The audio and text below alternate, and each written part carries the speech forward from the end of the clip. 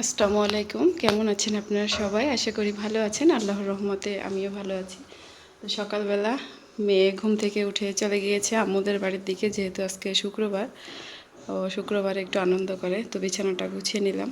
যে দেখেন এই পাশের রুমটাও গোছানো হয়ে গিয়েছে, সব রুমগুলোও কুড়িয়ে পরিষ্কার করে নিয়েছি। তো জান্নাতের আব্বু গিয়েছে বাজার করার জন্য, যেহেতু আজকে শুক্রবার।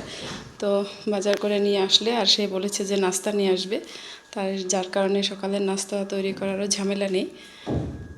তো নাস্তা নিয়ে আসলে তারপর আমরা খাবো। এই যে জান্নাতের আব্বু বাজার নিয়ে চলে এসেছে। তো প্রথমে হচ্ছে মাছের প্যাকেটটা খুলি।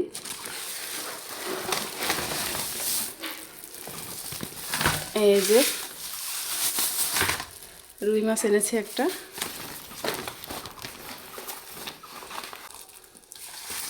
আর এই যে বড় বড় তেলাপিয়া মাছ। এগুলো কি একটা একটা মনে হয় 1-1.5 কেজি করে ওজন হবে। এবার দেখাবো হচ্ছে কাঁচা বাজারগুলো বের করে নিয়েছি। যে দেখেন প্রথমে এনেছে ধনিয়া পাতা। ধনিয়া পাতা কিন্তু আমাদের খেতে আছে, তারপরেও এনেছে। আর এদিক দিয়ে এনেছে টমেটো আর শসা, বড় ঝুড়ি ভরে টমেটো আর শসা এনেছে। সে যেহেতু তরকারির চেয়ে সালাদ বেশি খায়। আর এদিক দিয়ে এনেছে কাঁচামরিচ। আর এখানে হচ্ছে এগুলোকে আমরা বলি কুশি। আর এখানে আছে গাজর, এদিক দিয়ে পেঁয়াজ।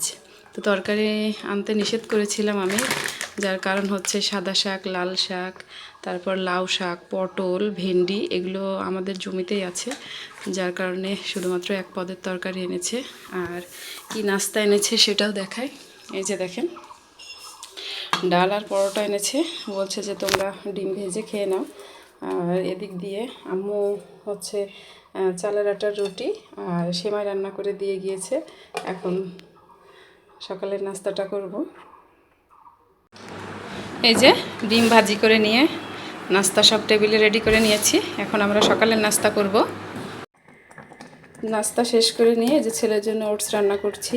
তো জান্নাতের আব্বু আসার আগে হচ্ছে আমি ছেলেকে খাবার খাইয়ে তারপর আমি খেতাম।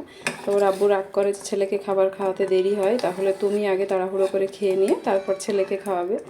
তো নাস্তা করে নিয়ে তারপর হচ্ছে ছেলের ওটসটা রান্না করতে আসলাম। ছেলেকে খাবার খাওয়ানো শেষ করে এখন চলে আসলাম মাছ কাটতে। তো মাছগুলো এখন কেটে নেব। মাছগুলো কেটে বেছে ধুয়ে এনেছি পুকুর থেকে, এখন প্যাকেট করে নিচ্ছি।